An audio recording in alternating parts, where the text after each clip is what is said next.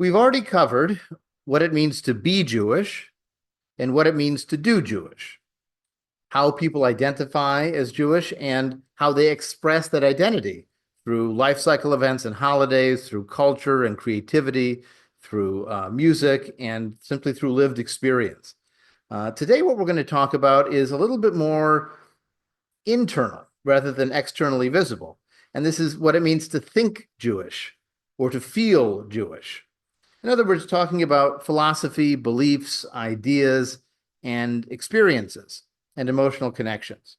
This will be where we touch on the topic of spirituality, which for some people is a fascinating topic, and for others is I'm not a spiritual person kind of topic. We'll have a chance to touch both of those approaches. And also we'll talk about our last holiday we didn't talk about in our previous session about holidays, called Shabbat, which can itself be a source of a humanistic style inspiration. So let's start with the thinking Jewish side, the intellectual part of our connection.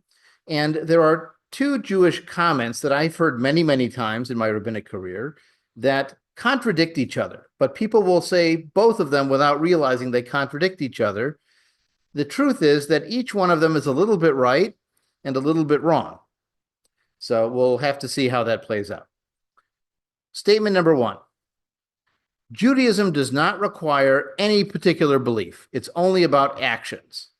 To put it into a pithy phrase, it's deeds, but not creeds. There's nothing that you have to believe to be Jewish. Judaism is based on 613 mitzvahs, commandments that you're expected to do. But of course, mitzvah also means good deed. And the focus is on the kind of person you are and what you do and not what you believe.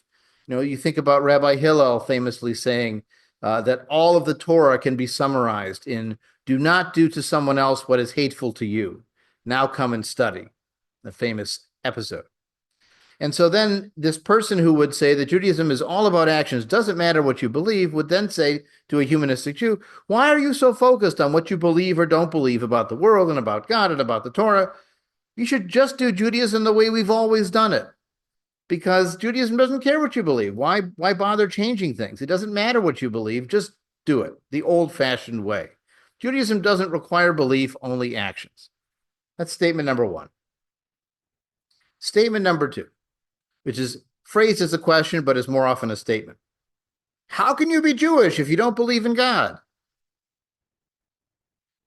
The person saying this claims that Judaism is based on the idea of a Torah being revealed at Mount Sinai, the idea that there is a binding set of Jewish religious laws and commandments that you must follow, not just good deeds as in helping someone across the street, but commandments that God is judging you on. All of the blessings that are traditionally recited over wine and food and seeing a rainbow and hearing about somebody's death, they're all focused on God and blessing God for doing things. At the holiday services, whether it's high holidays as we have coming up in a couple of weeks or an ordinary Shabbat at home, the content, the liturgy is focused on God. It's prayers to God. It's asking God for things. It's praising God for things. And even if you look at a list of those 613 commandments, like Maimonides, a famous rabbi from the 1200s, made a list of them, his list begins with know there's a God, love God, fear God. If you're a part of a traditional synagogue, you recite the Shema, which is a praising of God's unity, immediately followed by what's called the Ve'ahavta, which means you will love your God with all your heart and with all your soul. So how can you be Jewish if you don't believe in God? Now, I hope you realize that question number two directly contradicts statement number one, right? If Judaism is all about actions and not beliefs, then why are you asking, how can you be Jewish if you don't believe in God? God should matter if it's only about actions. And the more you explain number two and you make all these claims about belief being required and being such a core part of Judaism, you're undermining statement number one, which claims belief had nothing to do with Judaism. It's all about actions. Well, obviously, there are some aspects of traditional Judaism that are focused on beliefs about God and about Torah and about who counts as part of Am Yisrael, the people of Israel, the concept of that people as a chosen people, and so on and so on. There are a lot of things that Jews have historically believed as part of their traditional ideology. Now, where statement number one is correct, which says that Judaism doesn't require a particular belief, only actions, there is a wide range of beliefs that Jews subscribe to, both historically and today. There's such a wide range of beliefs and doubts and alternate beliefs in the natural world and human potential without a supernatural that it's hard to say what Judaism says about anything. All too often, people will say, Judaism says X, but X is what they already believe. And they sort of ignore the parts of Judaism that disagree with that. So you might argue Judaism stands for social justice, or Judaism stands for the chosen people, or Judaism stands for strict observance, or Judaism stands for forgiveness for transgression. Well, you can find sources that say that, but to say that Judaism says as a blanket statement is practically impossible, given all the diverse beliefs that Jews have held over the centuries, expressed, celebrated, written down, and taught. So this is our challenge. When we want to find out what Jews believe, what Jews think, you can't always ask the authorities. I'll give you a very simple question that I would use in response to either one of these statements. You can ask, certainly to the second question, you can ask, is Adam Sandler Jewish? Is Amy Schumer Jewish? Woody Allen Jewish? Of course, the answer is yes, we know they're Jewish. Does Woody Allen or Adam Sandler or Amy Schumer believe in God? The correct answer is who knows? But that answer to number two doesn't change the question of whether they're Jewish or not. They're Jewish independent of what they believe. So really, Judaism, being Jewish, is about identity.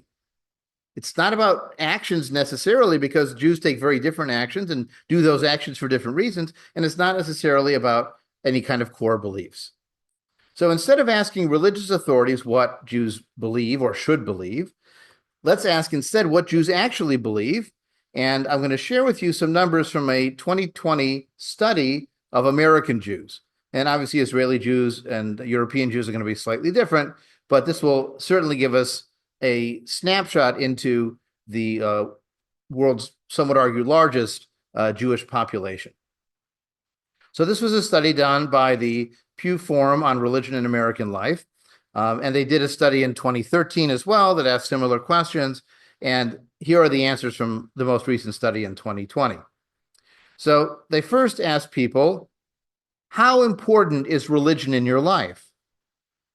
And you'll notice only 21% of American Jews said religion is very important in their life. 26% said it was somewhat important, but 53% of American Jews said that religion is not too important or not at all important in their life. What I find fascinating is that even of Jews who defined their Jewishness by religion, where they asked, what's your religion? They said Jewish, as opposed to the ones where they said, what's your religion? I'm not religious. Are you Jewish in some other way? That's the Jews of no religion. Obviously, that group, religion is not important to them. But for Jews by religion, Jews who said that religion is Jewish, fully a third of them say it's not that important to them. Notice 50% of those who identified with Reform Judaism said that religion wasn't that important to them. I find it interesting that 60% of men compared to 45% of women said religion was not that important to them. So again, it's really fascinating how many Jews are not religious. We talked about how Judaism is not a religious identity. It's a cultural, ethnic, family, heritage kind of identity. But in reflecting what Jews believe, they clearly think that religion is not a core part of who they are as Jews. Now, when you ask them, is being Jewish important to you? Large numbers say it's very important or somewhat important. Notice together, that's 76%. Fully 3/4 say being Jewish is at least somewhat important to them. But remember, their religion is only 47% say it's very or somewhat important. So there's a large chunk of people who are not religious, but who say being Jewish is very or somewhat important to them. Of course, when it comes to belief, you can talk about how you express that Jewish identity that reflects your belief, right? So notice what Jews say is an essential part of being Jewish to them. Remembering the Holocaust is number one. 76% of all American Jews, religious or not religious, say remembering the Holocaust is essential to being Jewish. Another 70% say leading an ethical and moral life, working for justice and equality, being intellectually curious, continuing family traditions. That's all over 50%. But notice eating traditional Jewish foods, observing Jewish law, halakha, that's 20% or less. So traditional religious observance is not high on the list, but remembering Jewish history and living out Jewish values, however you understand those to be expressed, and being intellectually curious, and then continuing family traditions, which could be a Seder or Hanukkah candles, but not keeping kosher, sets of dishes, all that kind of thing. They did ask an interesting question about belief in God. And the way they phrased it was, do you believe in the God of the Bible? Do you believe in another higher power or spiritual force? Or you do not believe in either of those options? Notice only 26%, only 1/4 of American Jews say they believe in the God of the Bible. 76% believe in something supernatural, but fully 22%, a fifth, that's over 1 million Jews in America, said they do not believe in either a God of the Bible or even a spiritual force, a higher power, an aura of, God is love, God is the inherent in the universe. None of that. 22% said none of it. So how do you say what Jews believe when 1/4 of them believe in the God of the Bible and almost the same percentage don't believe in anything supernatural at all, but they both claim to be Jewish? Notice, by the way, 20% of Reform Jews say they don't believe in any God. And again, 35% of those who aren't with a particular branch also don't believe in a God either. So this is really, I find, a fascinating study highlighting how Jewish disbelief is as common as Jewish belief. And by the way, for comparison's sake, among all U.S. adults, 56% say they believe in the God of the Bible, fully double the proportion of Jews. And only 10% of American adults say that they don't believe in either, where 22% of American Jews don't. So again, Jews are even more secular than the surrounding population. Of course, we could have guessed that from the first chart we looked at that asked, is religion important to you? For Jews, for 53%, it's not that important. For all Americans, only 34% say it's not that important. So we are more secularized and more diverse because of those different beliefs than the general population. So again, making a statement of what Jews believe is very hard to do. Now, we can summarize what different Jewish groups believe, and you might be familiar with different Jewish denominations. In the 19th and early 20th century, Jewish communities in America tried to organize as denominations, major groupings that had shared beliefs and practices. They tried to have centralized authorities of rabbinic associations and seminaries that would impose rules on what local communities could do. But that system is beginning to break down. In the 21st century, the lines are fuzzy between these denominations. And I'll give you an example. I have close family friends who lived in a small town, a college town in Kansas for a while. They moved to Maryland to live in part because of a larger Jewish community. One of them was raised Reform, but is more traditional than most Reform Jews. The other one was raised conservative, but has always eaten non-kosher food out of the home, even if they kept a kosher home. The children of this couple attend a modern Orthodox day school, but it isn't really gender egalitarian enough for them, but they like the education, so they make do. So if I had to tell them or to decide what denomination do they belong to, their kids are going to a modern Orthodox day school. One was raised conservative, one was raised Reform. They keep kosher at home, but not out of the house, and they're all over the place. So maybe it makes more sense, instead of thinking of discrete denominations, to talk about a spectrum. And this is one of the best charts you'll find in that course packet that is sent out with the class that describes different Jewish beliefs as a kind of a spectrum. And you notice the graph goes from red in the most traditionalist to blue in the most liberal. I didn't choose the colors. They may map out to political conventions. in maps and so on. I didn't make that choice. But in any case, let's take a look at some of these categories that are described here as sort of a spectrum, moving from most conservative on the left to most humanistic on the right. So we've already talked about belief in God. The idea of the God is described in the Bible, traditional liturgy, and so on. You'll find that in Orthodox Jews and among some conservative Jews as well. But among Reform Jews, Reconstructionist Jews, now you begin to get a little bit more of that fuzzy or that population that doesn't really believe in a supernatural God, but they don't mind using the traditional God in the liturgy because it's a metaphor, or it just is really referring to the universe or the force for good in the universe. And then when you get to the humanistic end, we describe our movement as non-theistic. It's not focused on a God. And so we don't talk to or pray to a God in what we celebrate. We focus on people instead. And we'll see some examples of that at the end of this session. When it applies to the Torah, what do we believe about these first 5 books of the Jewish literary canon? Again, on the most conservative end, it's the literal word of God dictated to Moses on Sinai. There's even a story that describes God finishing up the text by adding little crowns on top of the letters before he hands it over to Moses. Now, in the conservative movement, there's still an idea of it's revealed, but it may not be exactly literally the word of God. There's some kind of divine inspiration between human authorship, you'll see as you get to the Reformed or Reconstructionist end. But Orthodox, conservative, and Reformed Jews say the same thing when they take the Torah out of the Ark in their synagogues. This is the Torah that Moses placed before the children of Israel from the mouth of God by the hand of Moses. Now, that belief occasionally is challenged because archaeology doesn't always support what the Bible claims to have happened. Plus, most of us are not creationists who believe Adam and Eve were actually the first human beings.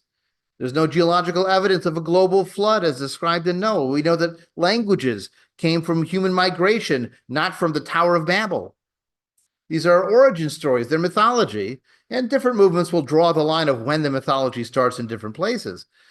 But the reality is that that's, again, a reflection of a wide variety of Jewish beliefs. You know, you'll sometimes hear people say that what unites all Jews is God, Torah, and Israel. And I like to joke that in my experience, nothing divides Jews as much as what they think about God, what they think about the Torah, and what they think about Israel. Either who counts as the people of Israel or the state of Israel, obviously, is a divisive topic. Now, when you get to the humanistic end of dealing with the Torah, we see it as written by people, most likely men. And it's important, but there are problems with it. You know, we don't have to agree with all of it. We'll talk a little bit about values in a bit. And we also don't see it as history. It's okay to say it got it wrong, or it's written from an agenda, or it's trying to tell a story. It doesn't have to have happened exactly that way in history. Stories are still important too, just a different category of thought. When it comes to halakha, Jewish law, for example, keeping kosher laws, observing Shabbat, rules and restrictions. So for the Orthodox Jews on that red end on the left, it's binding and eternal. The rabbis have absolute authority to decide what you can and cannot do, and you will often consult the rabbi to find out the answer to Jewish law. In the conservative movement, they still want to keep some kind of a Jewish law, but they're trying to balance tradition with modernity, making some adapted changes. For example, allowing people to drive to a synagogue on Shabbat if they live too far away to walk. In Reform Judaism, the focus was more on ethical than ritual laws, and individuals could choose what kind of observance they would follow. And when it comes to humanistic Jews, halakha, Jewish law, is a record of historic Jewish practice, but we don't make our decisions based on whether or not it says so in the laws. You know, I'll give you examples. You know, there are rules about women's menstrual impurity that we would find at best irrelevant, at worst insulting. And given that we don't follow those rules, why would we follow the ethical rules because they're the Jewish rules if we don't follow other rules that are the Jewish rules? We're the ones making the choice. Now, we might get a lot of benefit out of studying some of those Jewish ethical discussions and seeing if our values are reflected there. If we find a resonance with our tradition, we find a particularly beautiful formulation there, like that Hillel rule of the negative golden rule, don't do to others what's hateful to you. Maybe that's really inspiring for us. But we don't make the choice based on whether or not the law says so. We are making the choice. It's nice if the law says so, but that doesn't decide whether or not we do or don't do something we think to be good or bad. The definition of who counts as Jewish. We talked about this in our first session. that we take a much more open approach to adopt anyone who wants to identify with Jewish or who has Jewish heritage as part of their connection. We've also held doors open for officiating and even co-officiating intermarriage ceremonies. Depends on the movements. Obviously, the more traditional ones have a greater restriction. And when it comes to women and LGBTQ inclusion, even some modern Orthodox communities now have women deciders of Jewish law, whether or not they accept the title rabbi. But in the conservative, reform, reconstructionist, humanistic denominations, women rabbis, egalitarian services, the LGBTQ plus are embraced. It's a much more open door, welcoming and inclusive experience. So you can see how, again, saying what Jews believe on any one of these topics is a very wide range of a spectrum. And so there is no one way to think Jewish, just as there was no one way to define what it means to be Jewish or no one way to do Jewish. Obviously, each of these denominations with these beliefs are going to have different expressions of that, that cultural identity. When it comes to Jewish values, we have to think about it like a Venn diagram. I don't know if you remember your middle school math, maybe high school math, where you have two sets of things, and they're not exactly the same. They have some common area. You know, you've got two circles that overlap to some extent. In one circle, you can imagine Jewish values, and that includes do not oppress the stranger, and pay your workers on time, and leave the corners of the field for the widow and the orphan and those who need it. But there's also Jewish values that describe wiping out the Canaanites and treating women differently than men and keeping slaves and so on and so on. On the other set, the other circle, that's my values. And they would include gender equality. They would include, allowing people to choose the course of their own life, having some autonomy in their decisions. So when I see that map of my values and that map of Jewish values, there's going to be some overlap where my values are reflected in Jewish values and Jewish values influence my values. But there's also going to be separate space where I'm allowed to make a difference. And the intersection point is what I would call my Jewish values. They are the coinciding of what I value, what conclusions I've come to by my sense of ethics and purpose and meaning in life, and what Jewish culture has historically expressed. The coinciding is great. If they disconnect, I don't feel like I have to follow the Jewish ones that I would find offensive, but also I don't have to make the Jewish ones be synonymous with what I already believe. In the end, of course, we humanistic Jews are balancing two identities. We are Jewish, and we are part of a broader humanity. You know, we learn ethics from our sources, and we learn it from philosophy. We learn it from the Greeks and the Romans and modern ethical philosophers and political philosophers. We learn it from scientific research into human behavior. We learn it from sociology and studying how people function in groups. We learn it from our understanding of human needs based on our new understandings of sociology and psychology. We are making choices based on general human knowledge, not just Jewish culture. But we're also Jewish, and we have our roots in our particular family background and experience. I like to think, and this is borrowing a phrase from a philosopher from Princeton, that we are rooted cosmopolitans. A cosmopolitan has a universal perspective, makes judgments based on the value for all of humanity, not only for their own particular group. We have a broad perspective on culture and experience and life, and yet we are rooted in our particular identity and history and family. If you are rooted without the cosmopolitan, you're focused on your group. If you're cosmopolitan without the roots, you're a pure universalist humanist. We have a foot in both worlds as humanists and Jews. So we are these rooted cosmopolitans that try to balance sometimes the tension between those two, but also we're enriched by the fruitful interaction between those two. It's wonderful if we can take an old rule and make it better. Do unto others better than they have done to you. You can call it the platinum rule if you want to make it even better than gold. I borrowed this from David Hirsch, who's a longtime member of our congregation. So maybe that's our best approach, is to appreciate what Jews have historically believed, use that to sharpen our beliefs, but not to feel like we have to conform to what Jews historically have believed or what the prayer book says you're supposed to believe. And for those who are watching this video online in the future, I have a three-part series called What Do Jews Believe, where I used a wonderful book by Rabbi Barry Schwartz called Open Judaism, where he goes into what varieties of Jews believe on different topics. And it's a nice deeper dive into this subject that we've only been able to cover for 30 minutes.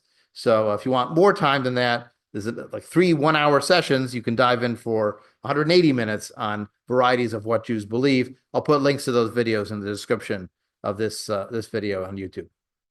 So, well, now we're going to move on to the issue of feeling Jewish. And feeling Jewish is maybe a little bit harder to put your finger on because, of course, everybody feels differently. And feeling can grow or shrink, be stronger or lesser depending on what you're thinking about, what you're doing, and how you're feeling that particular day. But in general, when we talk about Jewish emotions, we're thinking about how does being Jewish, doing Jewish, expressing Jewish, connecting to being my Jewish heritage, how does that move me emotionally? And for us, emotion is really the category of spirituality. You see, for some people, spirituality means talking to the spirit world, connecting to something supernatural, or having something supernatural in the universe resonate with the supernatural piece of who we are. For humanists, on the other hand, we think about spirituality in terms of uplifting the human spirit, or the word inspiration. When you think about spirituality as inspiration, inspiration is an emotional experience, right? We feel uplifted, we feel energized, we feel part of something broader than ourselves, and we feel maybe motivated to act or brighter, like we could just breathe deeper into our lungs. Being inspired is a wonderful experience and it's a basic human need. People are not just drudges who will go and work and work and go and do and work and go. We need these higher pleasures, we might say, in life, what we call inspiration. So sometimes we do draw inspiration. We feel emotionally attached to our Jewishness through our connections to the Jewish experience. So, for example, in this booklet again, you'll see examples of Jews excelling in many aspects of human endeavor. This is like giving back to humanity. We'll zoom in a little bit over here. You can think about Jewish involvement in the entertainment industry, which has told stories and moved people emotionally and inspired them in many ways. There's Jewish involvement in music, whether it's pop music or folk music or Broadway music, of course, which in many ways evolved out of the Yiddish theater. There's Jewish connections to comedy and, making the world laugh is one way to be endeared to them. You have Jewish involvement in creating in the comic book industry, believe it or not, was a strong place for Jews to be involved in. Of course, American Jewish writers and literature. Think about the post-war boom of Norman Mailer and J.D. Salinger, Herman Wouk, Bernard Malamud, Judy Blume, Philip Roth. These were giants in American literature. And in the sciences as well, Jews have been very successful in a large number of sciences. Maybe, the anti-Semites might point to the 41% in economics as a bad thing, but we think it's a good thing that we've been able to give back to humanity in understanding how people function. And then this talks a little bit about food too, which of course is a Jewish contribution to the world. You don't have to be Jewish to eat bagels anymore. That's open to anybody. And we might even find inspiration from important people from the Jewish past who really were secular Jews in their own way. Every year, the Society for Humanistic Judaism chooses a humanistic Jewish role model that in some ways exemplifies our values or our identity, our sense of what's important in the world. So examples include Baruch Spinoza, Sigmund Freud, who helped to invent psychoanalysis, Albert Einstein and his insights into the universe, Jonas Salk and his invention of the polio vaccine, Helen Suzman, who was a wonderful activist against apartheid during that era, Betty Friedan, one of the founders of second wave feminism, Rosalind Franklin, who helped to discover the structure of the DNA molecule, Harvey Milk, a monumental figure in the fight for gay rights, Gene Wilder is a wonderful entertainer, Carl Sagan and his progress in astronomy, and there's other examples listed at the bottom, like Ernestine Rose, an early feminist, Grace Paley, a wonderful author, founders of our movement like Yaakov Malkin and Sherwin Wine and Amos Oz, screenwriter Nora Ephron, artist Maurice Sendak, and so on and so on. So sometimes that Jewish story is what inspires us. And sometimes there are Jewish values that inspire us too. I mentioned some examples in the first part of the class. Remember that word mitzvah means both good deed and commandment. So some of the mitzvot might be irrelevant to us. I'll give you one other sort of trivia nugget. Remember I mentioned that number 613 commandments that people will highlight. Jews have 613 commandments. It shows how ethical we are. It shows how Judaism is about deeds and not creeds. The secret is no one person can fulfill all 613 commandments because some of them apply to women and some of them apply to men. Some of them apply to farmers, and some of them apply to people who live in cities. Some of them apply to kings, and some of them apply to priests, and some of them apply to ordinary people. So you would need someone who is a hybrid man, woman, farmer, city dweller, king, priest, ordinary person. It's impossible. So that number is a nice number, but no one person could do that. And as someone else points out in the chat, some require the temple to exist in Jerusalem, which doesn't exist now. There are a few crazy people out there who are trying to spark it to be rebuilt. The problem is there's something else in the space right now called the Dome of the Rock. And so the demo on the Dome of the Rock to build the third temple would be quite a disaster. So in any event, yes, the point is that these 613 commandments are a fancy round number, but do not reflect a realistic attainment to strive for. You can take a look at the list and see how many of them you find inspiring. I love the fact that my tradition has a statement that goes back 2,500 years at least, that an employer should not withhold their workers' wages for the next day. They should pay them promptly at the end of a day's work. And the reasoning behind that is that the worker should not be captive to the employer. If you say, I need you to come back here in the morning to get paid, then they have to work for you the next day. They're not a free agent to make their own choice of where they want to work the next day. Maybe they want to start their own business, but they need the money. You need to pay them to get started. I love that my tradition had empathy for the worker to say you should get paid on time. No wage theft, no wage withholding, be a free agent. That's wonderful. The idea that you should have courts of justice that are impartial between the rich and the poor, that listen to witnesses to decide events, that don't take into account the prestige of one side or the poverty of the other in making their judgment. These are wonderful values. As I said before, some of them may be problematic, but I'm inspired by the ones that resonate with me. And for many people, spirituality is a kind of a natural transcendence. You know, transcendence is connecting with something beyond yourself. It could be any number of ways that we find that experience, that feeling. For some people, it's connecting to history and culture. You know, they go to an archaeological site and see something beautiful. One of my favorite archaeological sites of all time are in the cave paintings in Lascaux and in other places where an artist in the ancient world, before we knew how to count years, put their hand on a wall and took a reed full of paint and blew. And what's left is their handprint on the wall. It's amazing. And you could even put if it wouldn't destroy the imagery, you know, you could put your hand on there and see, is your hand bigger or smaller than them? Some people have speculated that given the shape of the hands, it might have been women who were the artists.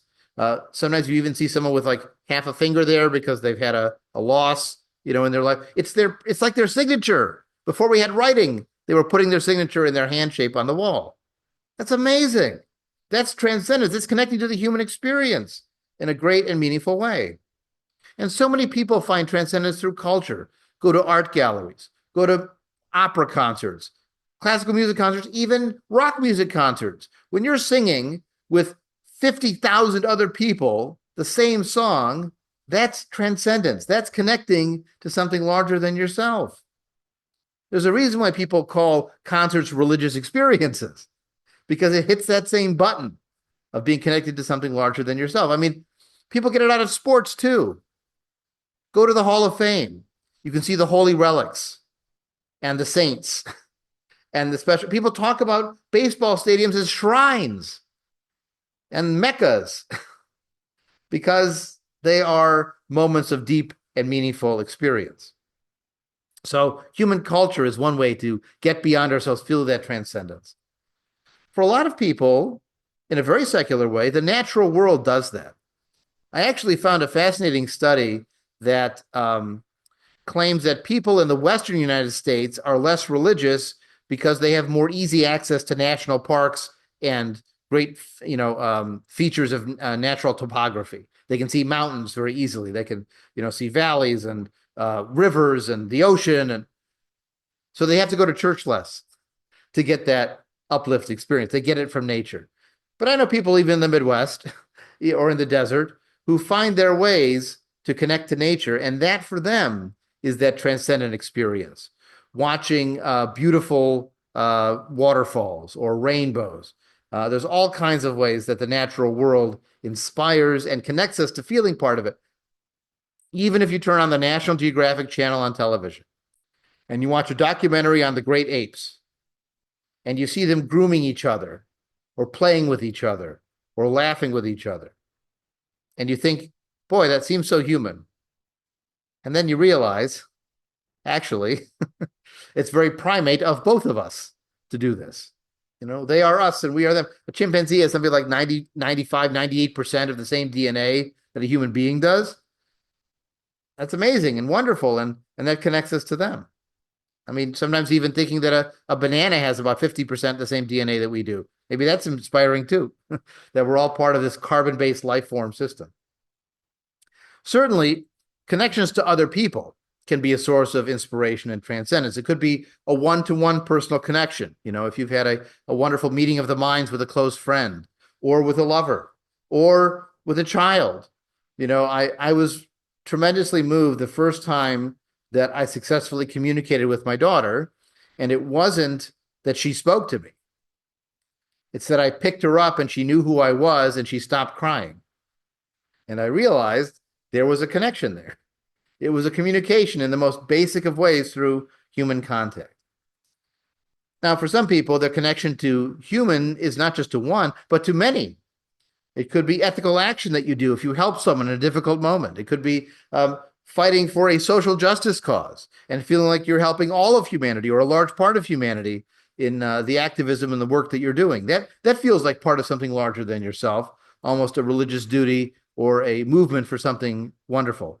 The early secular Jewish world was often organized around labor unions and labor activism, and what they longed for was a kind of messianic goal. It was in Yiddish they would say, a schönere und a bessere Welt, a more beautiful and better world. And it's something they felt that they had to work for. It was almost a religious duty for them to do this. And they had their songs they sang, and they had their symbols they used, and they had their communities that connected them to each other. For some people, it doesn't take another person to feel part of something larger. It takes less or nothing.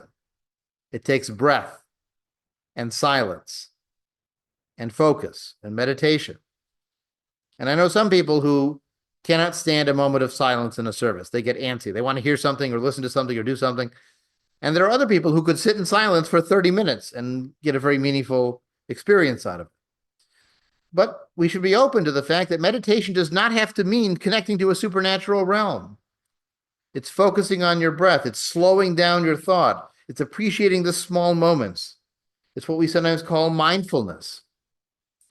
Next time you have raisins, take one raisin and try and spend a whole minute eating one raisin.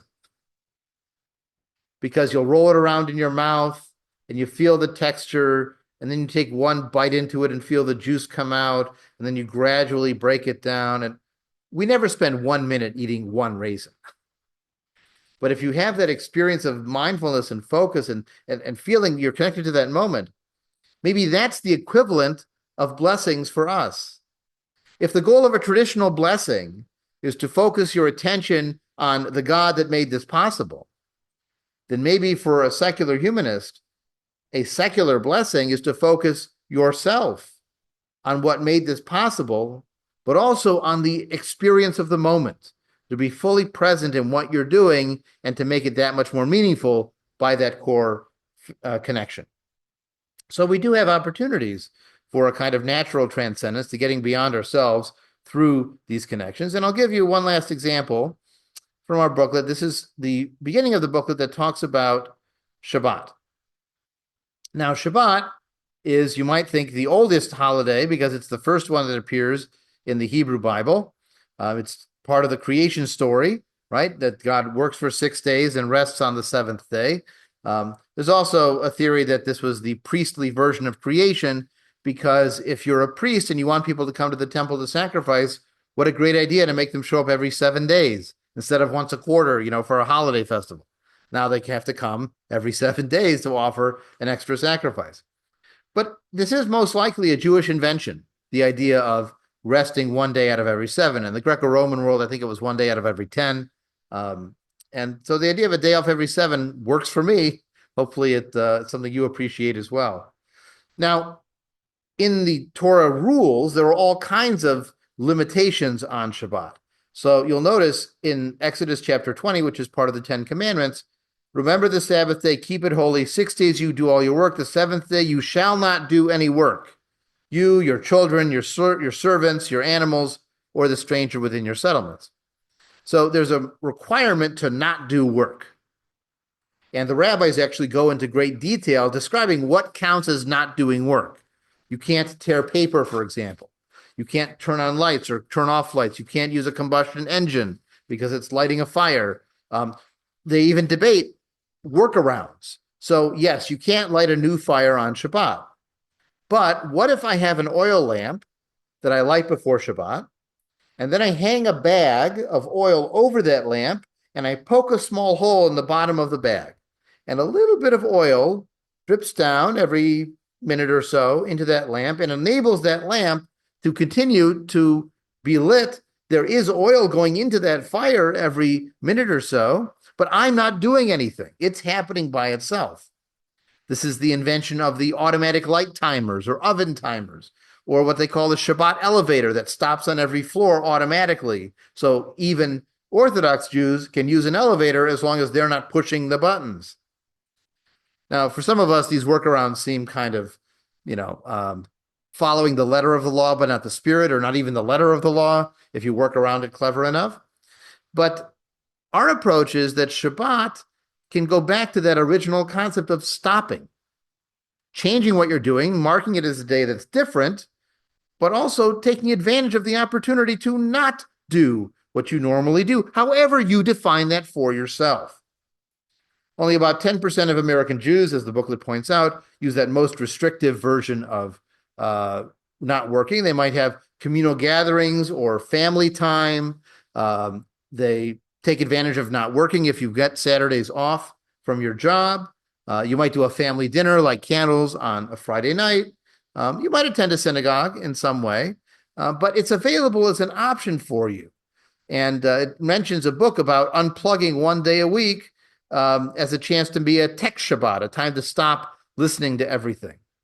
You think about wellness and rituals like mindfulness, I've talked about, thankfulness, appreciating what's going right, and expressing your gratitude to other people.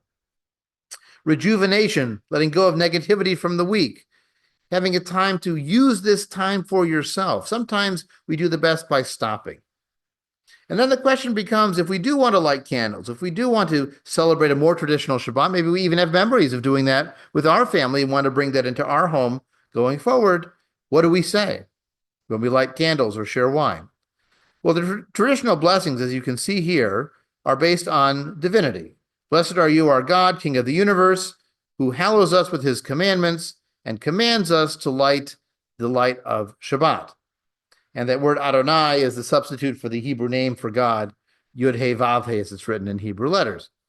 So it's thanking the God who makes us do this and commands us to do this. And so we're doing it because he commanded us to do it. But if you don't believe in a personal God who commanded you to do things, a spiritual force doesn't write Torahs that tells you what to eat or when to light candles, then maybe you want to choose another way to focus on it.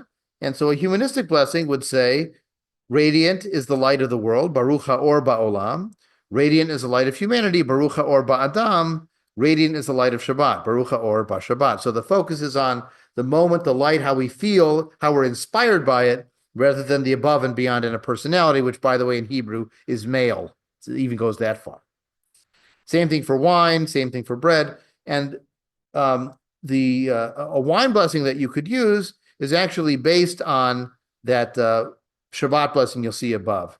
And one of the reasons why I like to use that one, if you combine Baruch Or Ba'olam, Baruch Or Ba'adam with Bore Pri Hagafen, is that you can sing it to a traditional melody.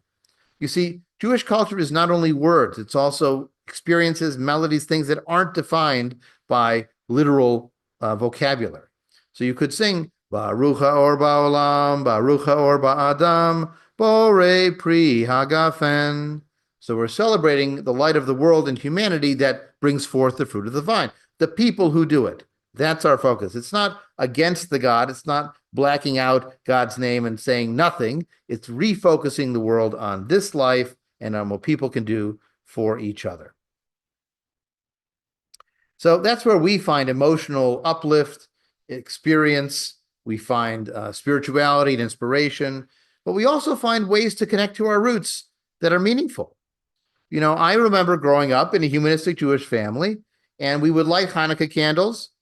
Each member of the family would choose a candle that they thought would last the longest, and we'd turn out the lights, and we'd see which candle lasts the longest. I'm sure we're not the only family that does something like this. When I had my own children, one of the things I wanted to do with them was to light the Shabbat candles and each pick a candle of which would last longer and turn out the lights and see which one would win. It's those positive memories that connect us to our heritage. It's emotional. It's not rational. It's not scientific. It's not about facts or words. It's about experience and love. And so sometimes being Jewish is not an intellectual process or a genetic process. It's an emotional process. And thinking and feeling Jewish is an important part of being Jewish and doing Jewish too. We're not only ideas, we're also the heart.